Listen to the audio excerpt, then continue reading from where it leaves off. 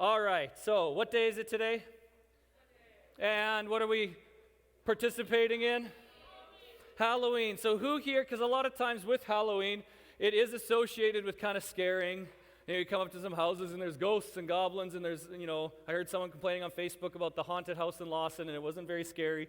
I usually don't participate in that kind of stuff, but generally it's kind of about being afraid. So here's a really obvious question. Who here has ever been afraid?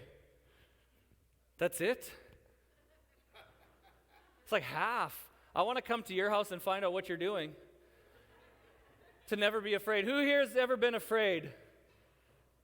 Still, some aren't sure. Yeah, you're just talking or not listening. Yeah, I've been afraid. I've been scared. Do you remember what it was that you were afraid of?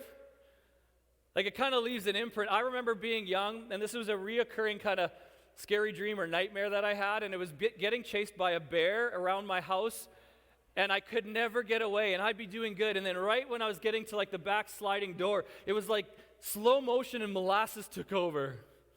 And I couldn't, no matter how hard I tried, I couldn't do it, and I was running and trying to do it, and eventually the bear would get me, and then I'd wake up. And I remember the biggest distance in life as a kid is the distance from your bed to your parents' bed after a scary dream. Like, I would tingle, and I'd be like the hallway, you get up and you just gather your courage, and then the hallway was, that was scary. But I remember having that dream over and over, and I never beat the bear, and I woke up lots. I don't know what it meant about my life. Someone can read something into that and tell me what you think that means. I also remember being a little bit scared when I just was learning to drive. I'd gotten my license, and I had a Sunbird, Pontiac Sunbird. Anyone? Standard? Anyone remember those things? I was trying to teach my daughter about a Standard, and she's just like, what? I said, I used to shift for my parents when they drove. She's like, what? So gone are those days. Now we have Teslas, and they won't even learn to drive. It'll just drive themselves. So I remember driving a car for the first time, and after church, it was in the North End. It was later, and I was hungry, so me and some family friends of ours who were a little bit younger, we got in the car, went to McDonald's. I could have used a gift card. And so it was closed because it was later, so we parked, kind of just got in the drive-through, parked, and there was a car full of guys that were eating their food there. And we didn't really realize it at the time, we were pretty young, but a few of them got out and started peeing against the building. And we thought this was kind of funny, so we honked and we laughed, and they were laughing, and everybody's laughing, and they get in their car, and we're looking at them laughing, and I don't know what changed, but someone in there snapped, and I think they realized in their stupor of whatever they were doing, hey, those guys are laughing at us. So 5 big guys get out of the car, surround my car, and start hitting it and rocking it and yelling at us. So I'm like, I got to get out of here. So I put it in reverse, and as I'm backing up, somebody throws a beer bottle, and it hits the window and breaks, and I froze, and I backed right into a metal planter.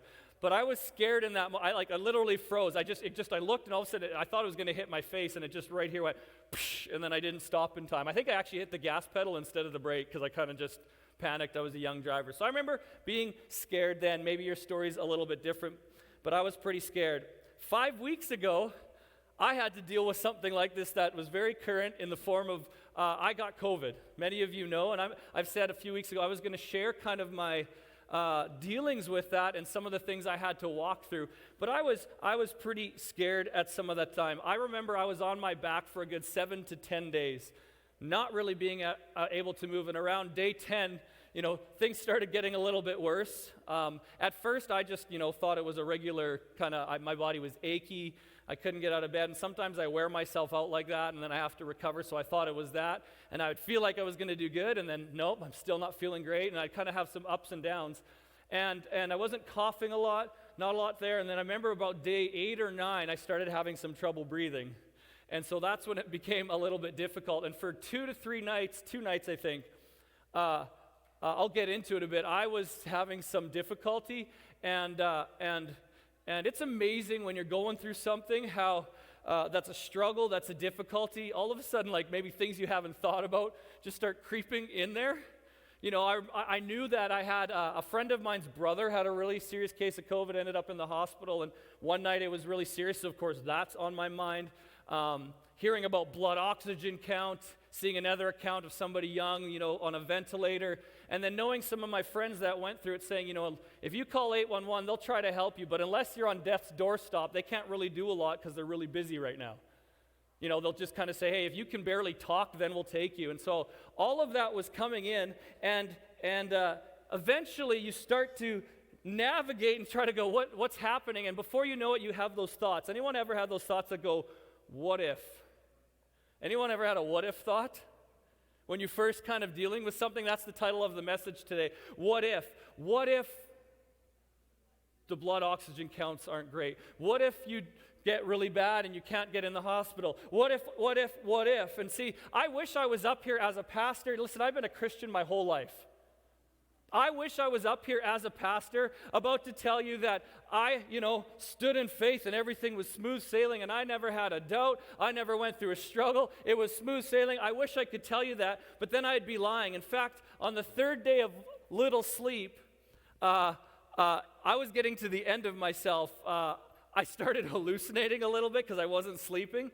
I was going through stuff, and I actually felt like if I didn't concentrate on breathing and I tried to sleep, I might stop. Like, that's what it felt like to me. It probably wasn't, but I had to really concentrate to breathe, so I wasn't sleeping well. And I remember my wife every night, we were in separate rooms because early on I had gotten it and she didn't have it, and so we were trying to isolate, and she ended up getting it as well. And she'd come in every morning and say, how you doing? And I'd be like, great.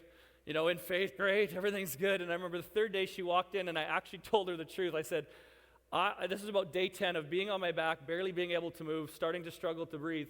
And I said, I don't know if I can keep doing this, something like that, right? And this was after the third day, and I was saying, I'm getting tired. I need your help, basically. And so my wife ended up jumping in and joining me. But I was taking some natural stuff and doing some things like that. I was getting nauseous. I couldn't keep anything down, which didn't help. I lost 20 pounds in 2 weeks. Well, wait, I didn't lose it. I misplaced it because I've been finding it a lot in the last few weeks. So, yeah. So, misplaced it for a while. And so, it wasn't great. And as you're going through all this, you hear the what ifs. What ifs. And honestly, I think this, fear is at its greatest when the what ifs appear endless. Fear is at its greatest. I don't know about you, but I know some people, like, as a parent, sometimes your kid maybe phones in or is supposed to phone at a certain time and they're a little late, and you kind of go, and the what ifs start, what if this, what if that, or some people kind of tend towards these what ifs, but fear is at its greatest when the what ifs, what about this, appear endless. And so in this moment, some of the seasons some of the time as I was going through this, the what ifs, I was like, I'm going to be honest, I thought I would just go after it and it would be a few days and I was going to come out with a high hand. I thought this was going to be a holiday.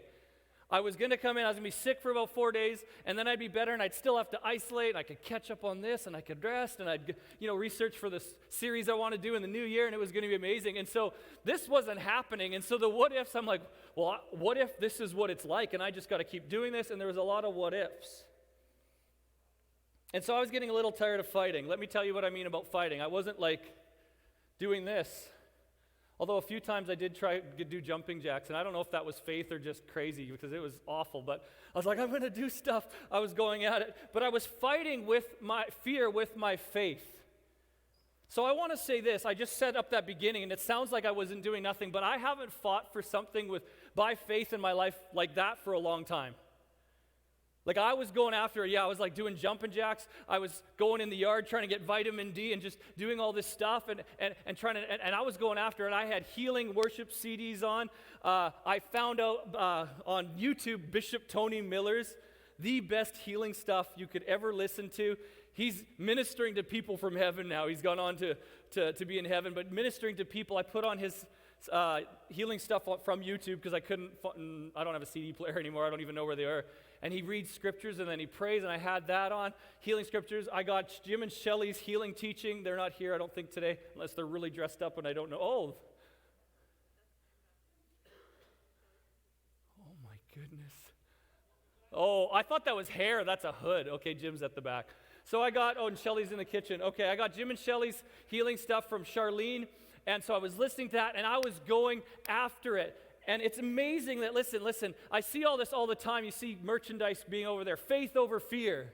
Faith will conquer fear.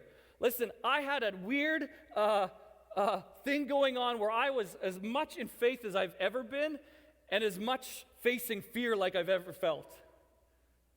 And it was weird because it was sort of a conundrum, because simultaneously I felt like I was going after it, but simultaneously these what ifs were trying to come in, and I was like, what's going on? I don't know what to do with it. And so I was speaking the word, praying, meditating, and going through all that, and my wife ended up joining me, and she put her faith with mine. And I want to talk about two and then I'll move on to the message. I just thought I would share it because many of you kind of knew that I was gone and maybe didn't know the story, but two one that I feel is very supernatural, and then one that I believe God kind of orchestrated and designed that helped shift things for me. The first one was on, I think, the night my wife had joined me, and she was praying for me, and I remember that was the hardest night to breathe, and I was like out of sleep and stuff, so some of it's a blur. She's telling me things I said, and I was like, I don't even remember saying that to you. So some of it was a bit of a blur, but I remember I was listening to Jim and Shelley's teaching, and Jim was doing a Zoom call with, I think, some ministers from Africa. And Charlene tells me that wasn't actually supposed to even be in the teachings. I think it was on covenant or something, or the blood. But anyways, he was talking, and an interpreter was talking back and forth, and again, I was listening, and it was a little of it. But I remember this. I'm assuming Jim asked somebody on the other side to pray, because somebody's talking in a different language for a long time. And I have no idea what they're saying. I don't know what they're praying about. But in the middle of that prayer, I felt something break off my chest. And I don't even know if it was a healing prayer. It was interesting. Like, it wasn't like I knew that. I felt something lift, and I believe in that moment, it shifted from something trying to get worse to kind of what ended up happening. But I felt something lift, and for the first time in 3 days, I could breathe better. So that was the first thing. After that, there was kind of a connection made when our doctor's office was calling our family based on some other positive COVID tests and what they had to do.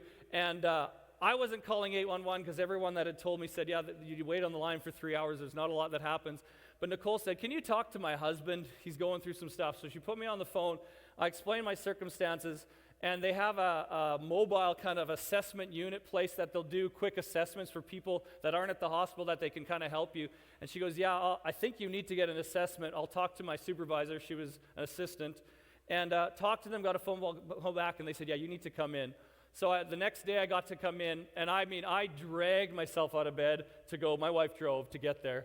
And then go in, and they did the whole assessment. My blood oxygen levels were amazing. I believe something changed the night before when I was praying, because he said they're amazing, but he did the other stuff, and then he did the stethoscope, and he said, you've got pneumonia in the left side of your lungs. He goes, that's why you feel so tired.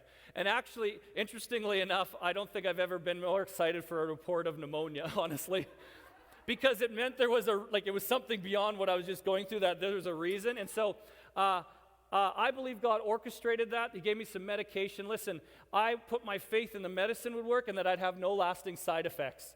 And the only thing I'm still, maybe that's sort of lasting, is just feeling sluggish after long days. I'm not as sharp, but other than that, no coughing, and I believe there's not going to be any lasting side effects from that. And so I was able to get that and recover, and here I am today.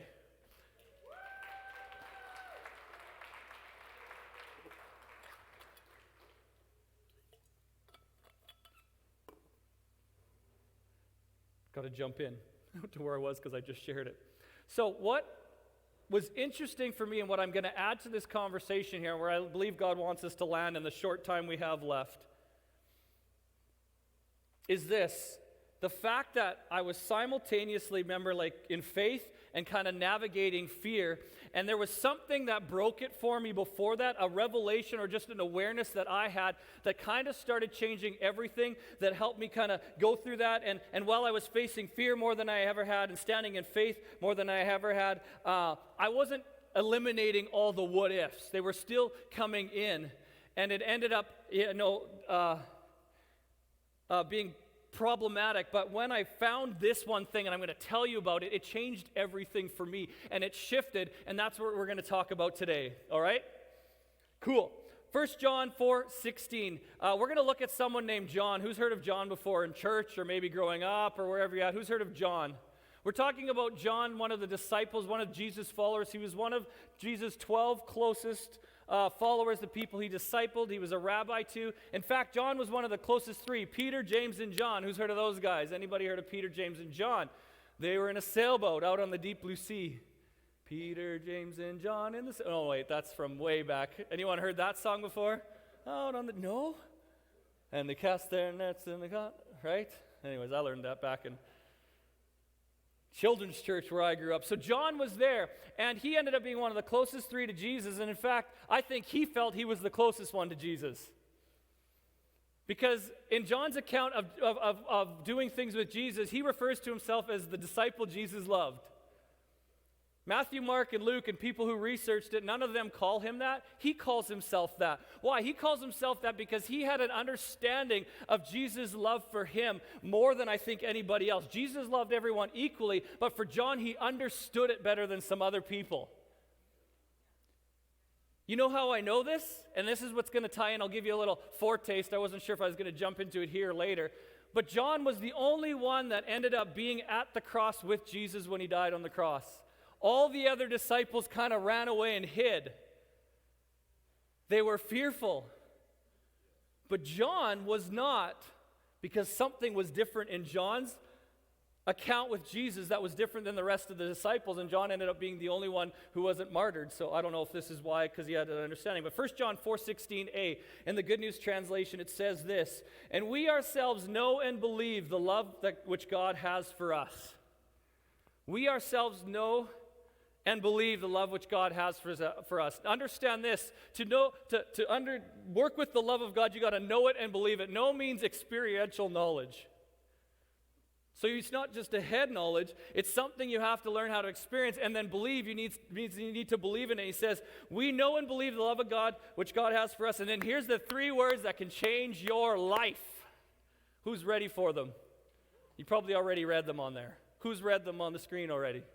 It's in bold, underlined. Say it with me. 1, 2, 3. God. Come on, look at your neighbor and say, God is love. If you're watching today, those of you who are watching, let me know you're watching. I want to interact with you. Jen Link, thank you for commenting. Liz, thank you for commenting. Let me know, comment right here, God is love. Let me know you're watching today. And as well, if you comment on YouTube, I think Maury's back there.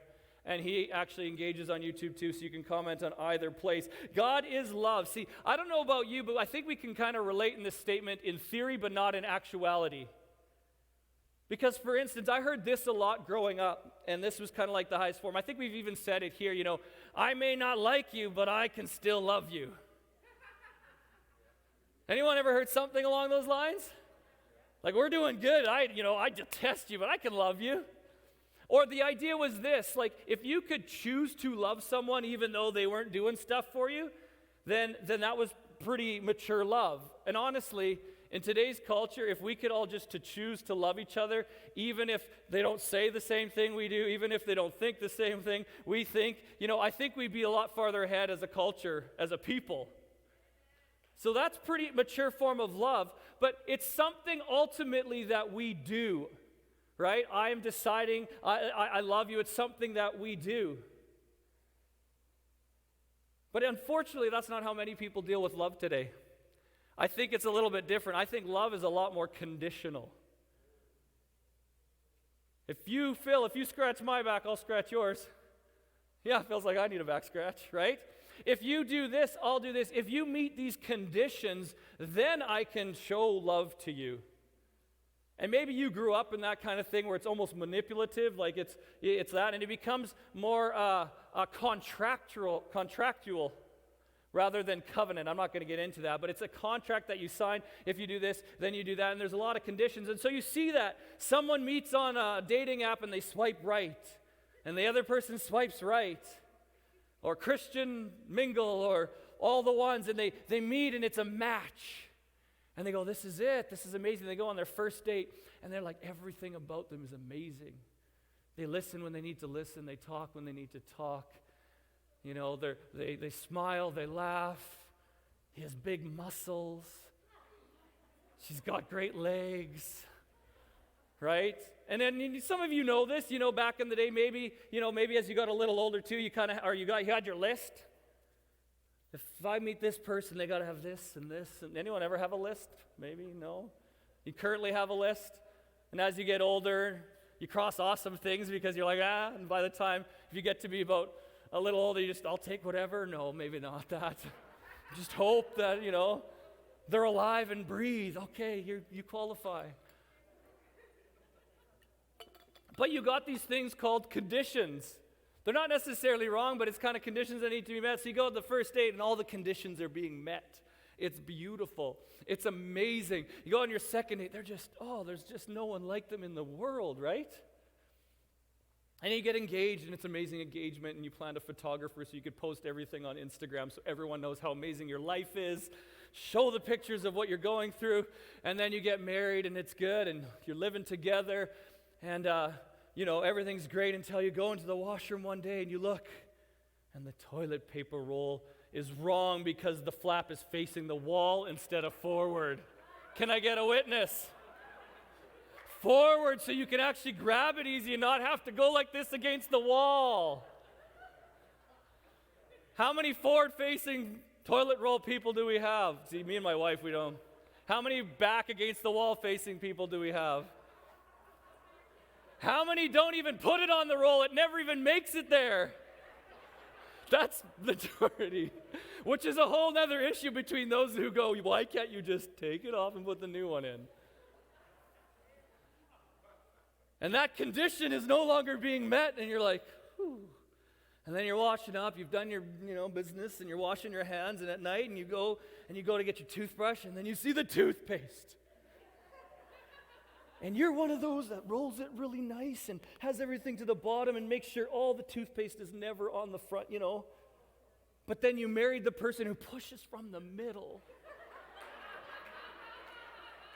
And they don't care what toothpaste gets over everything. And it's just spewing about everywhere. And you go, this condition is not being met.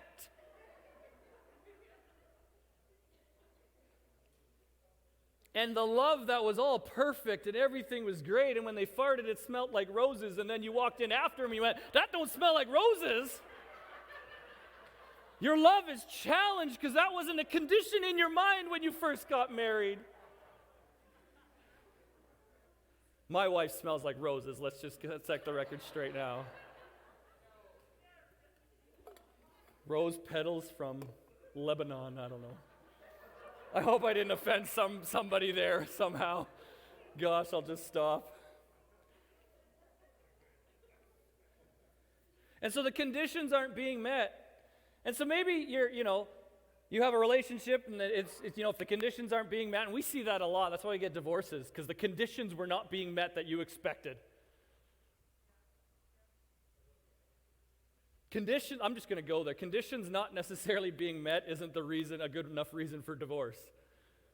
Because it's not about what conditions are being met for you, but it's about what conditions you're meeting for someone else. That's something you've got to navigate.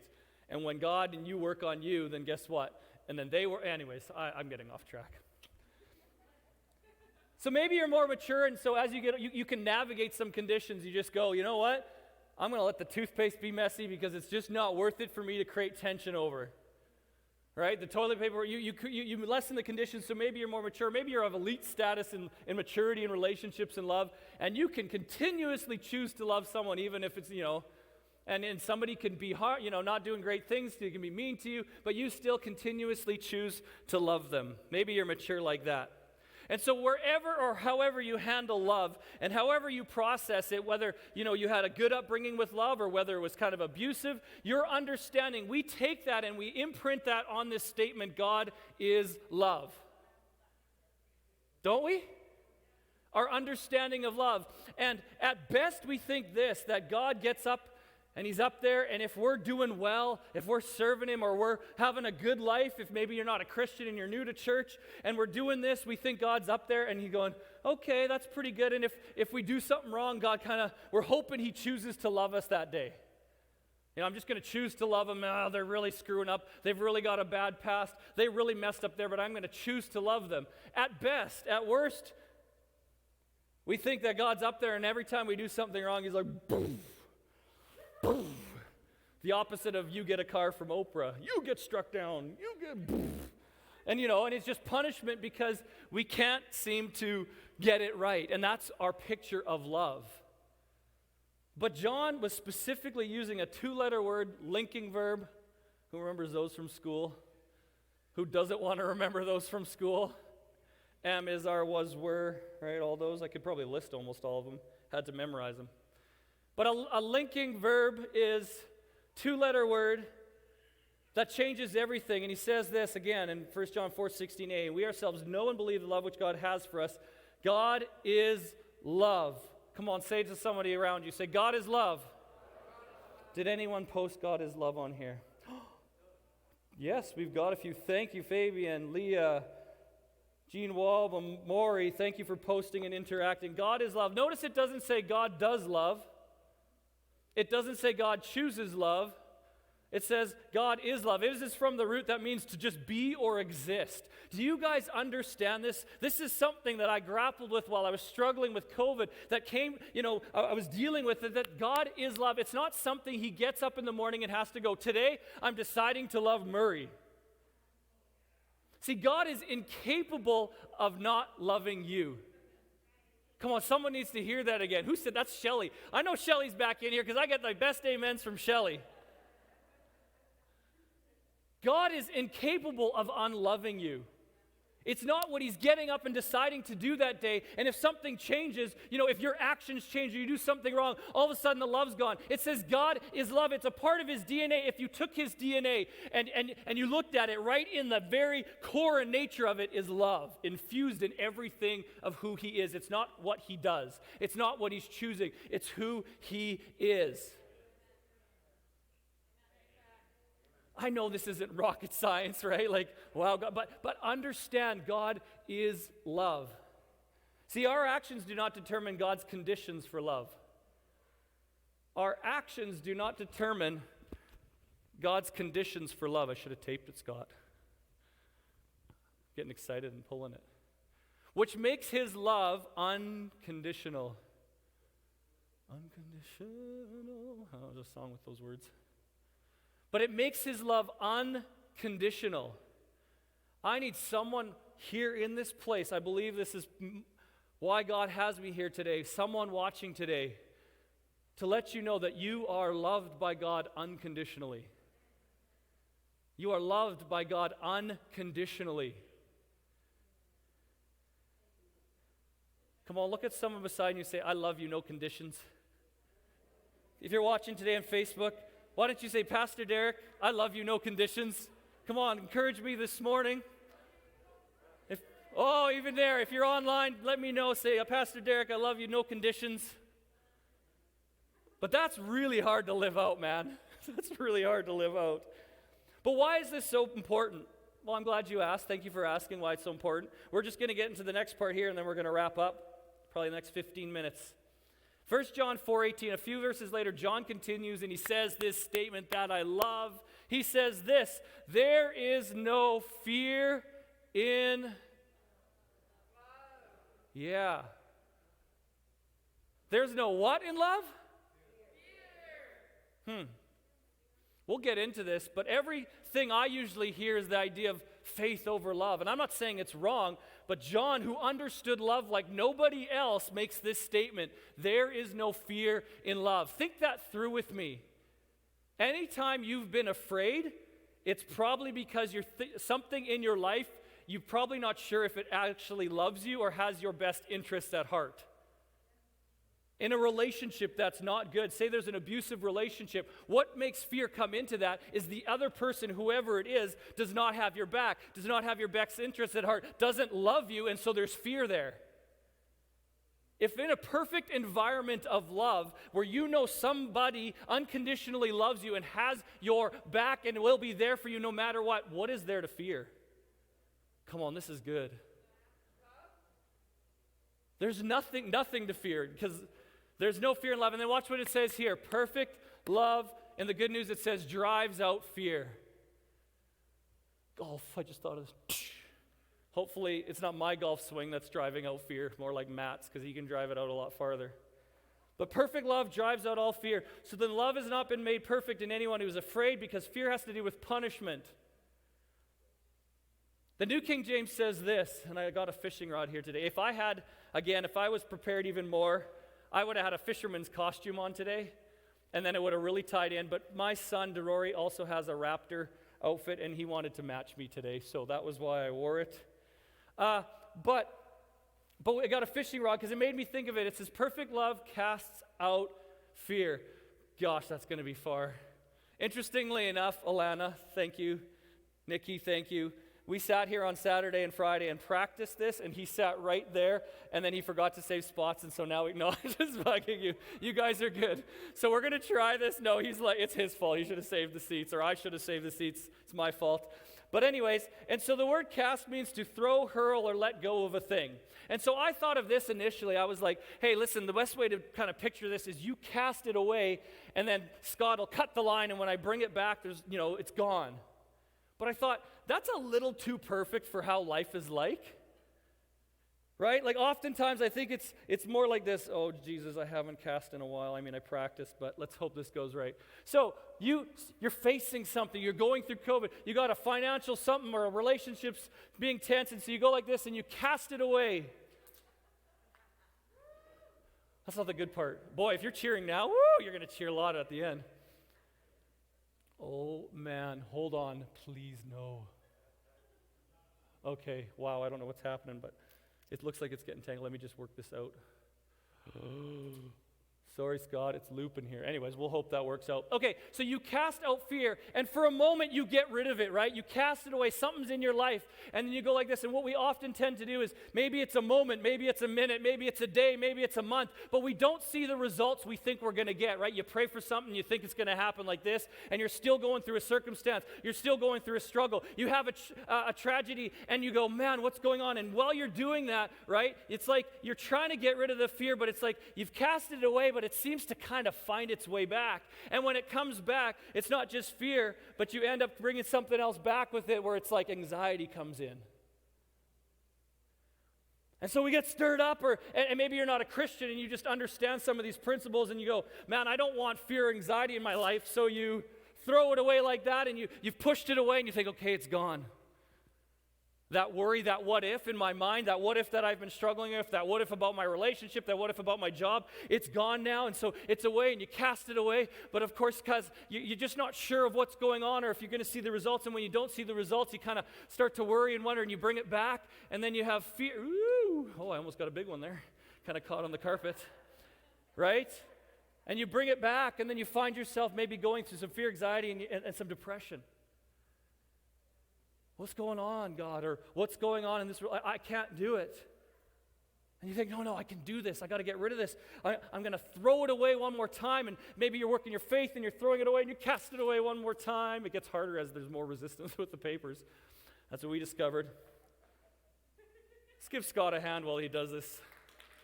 I'm just stalling so he has time. We've practiced some of this. And so you've cast it away one more time, and maybe you're going, man, it's not. Are you done? Oh, you're fast. Boy, he's brought his A game today.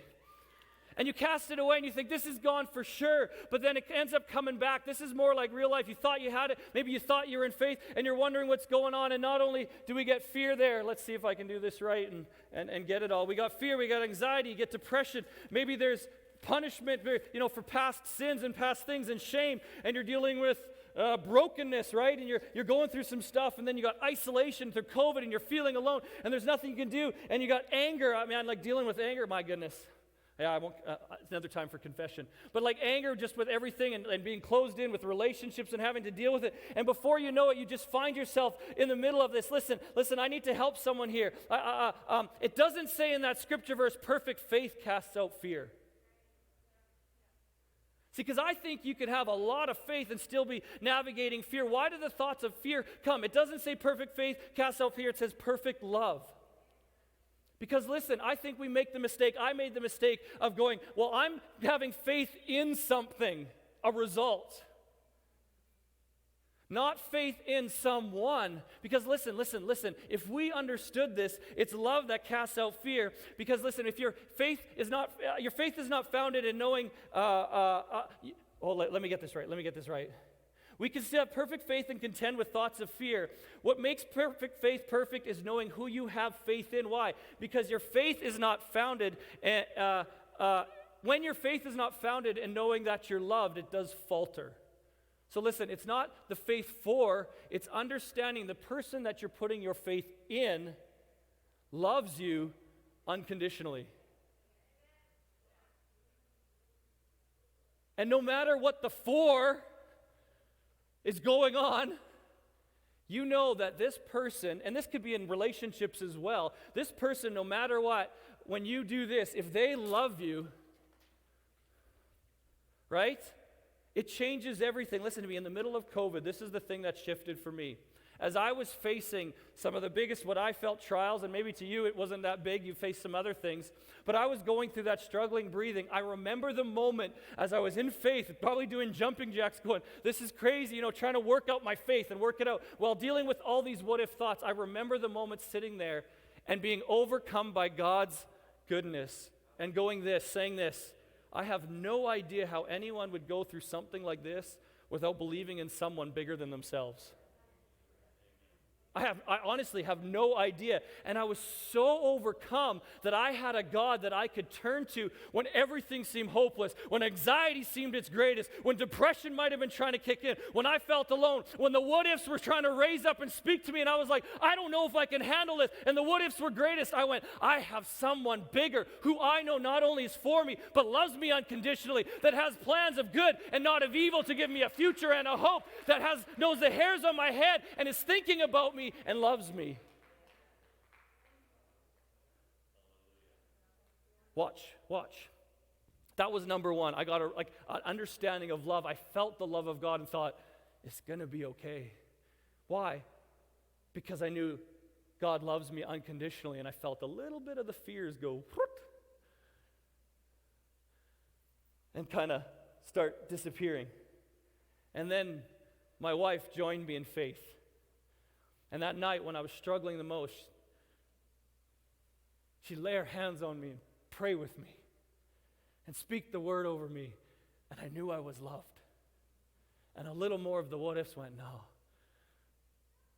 this isn't going to happen. And then the third thing, and this is honest, and I'm a pastor of a church. I've been at this church forever. And I have never felt more than I did for a church community like I did during that. You guys, now some of you might not have known, so this isn't for those who didn't, but you guys helped me feel loved. I got texts saying, we're praying with you. We're with you. What do you need? We got people saying, we will buy you groceries. We'll do all this. Do you need meals made? And people were being meals while we were all isolated and couldn't go anywhere. And I was overwhelmed. And I need to tell someone here, listen, God loves you unconditionally. You may have some close relationships that love you as well, but there's a church community at City Center Church that does our best to demonstrate the love of God. We don't get it right all the time. But man, I felt so overwhelmed with the support and love that some of those what-ifs went away. And I went, no. There's a whole group of Bible-believing, tongue-talking faith people that are behind me, that love me and care for me. And I felt the fear start to disappear. And my what-ifs started to change. See, when you know you're loved, your what-ifs start to flip. Music team, you can come up. You can flip your what-ifs. See, I started out by what-if, fear, and it brought a whole bunch of stuff back. You got it? Let's see what we got here. But what if instead of anxiety, because you know you're loved, you find some peace coming back? See, because it says perfect love does what? It casts it out. And when you try to bring it back in, it's not fear, it's not anxiety, it's not depression, you get some peace back. And so guess what? We may be fighting and we may be trying. I was sitting there in faith trying it. But once I understood it was love, guess what? It kind of cast it away and things started coming back. Peace started coming back. Maybe you you deal with depression and you're going through something, and maybe that's you watching today. And you've been sitting here and you're going, I can't seem to fight this. There's a lot of what ifs and I can't seem to get over it. But guess what? You might not have to go for it. You may be even working in faith going, what's going on? But listen, if you can just learn to abide in love, if you can just learn that there's a God who loves you, if you can just learn that there's a church here who wants to support you and be there for you, guess what? Instead of depression, when you perfect love casts it out, you end up coming back with joy.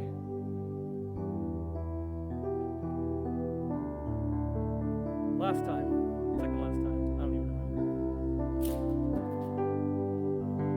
And you're abiding in love, and love, what if love casts some stuff out?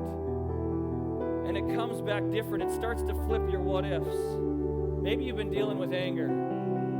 This one's been me. When you're tired, you get angry quicker. The nerves are a little bit. Maybe some of you have experienced that with me lately. I apologize if you have. But when you know you're loved, then instead of being angry, with your kids, with your wife, with your spouse, with the world, you say, God, I understand your love. Love casts it out. Do you got it? And you come back. And instead of that, let's see what we got. We got a bunch of things here. We got self-control. Listen, we got self-control. Instead of isolation, we got belonging. Instead of what's next, brokenness, we got wholeness. Instead of punishment, you get forgiveness. Instead of anger, self-control. But it isn't just trying harder and fighting harder, it's understanding the love of God in your life. You can flip the what ifs. I'm going to rip these off for you because one last cast here, and then we're done.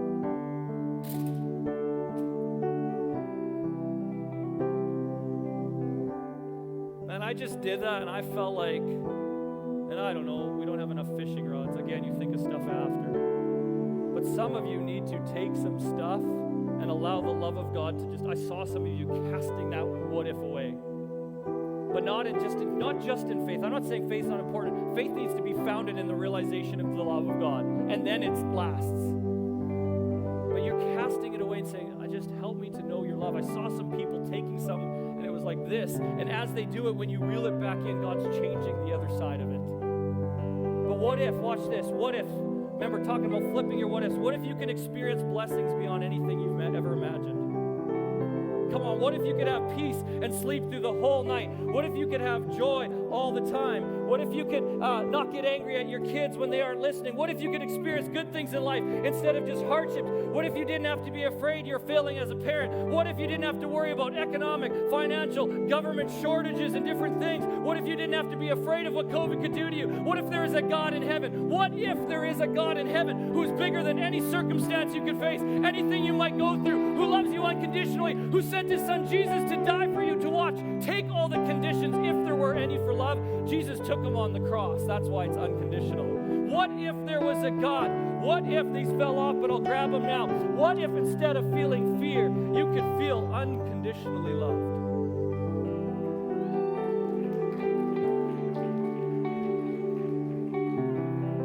Again, I come back to this. Somebody needs to know today you are unconditionally loved.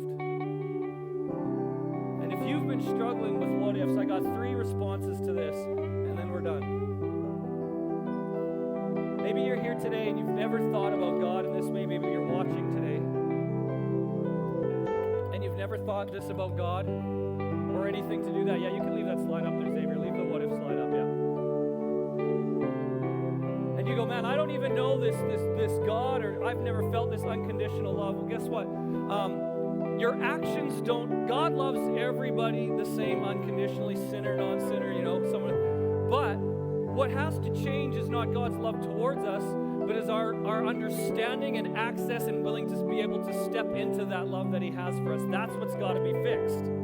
And so the first step to understanding the love that God has for you, that it's unconditional, and feeling that and knowing that, is that you need to allow his son Jesus, who paid the price for this, into your life.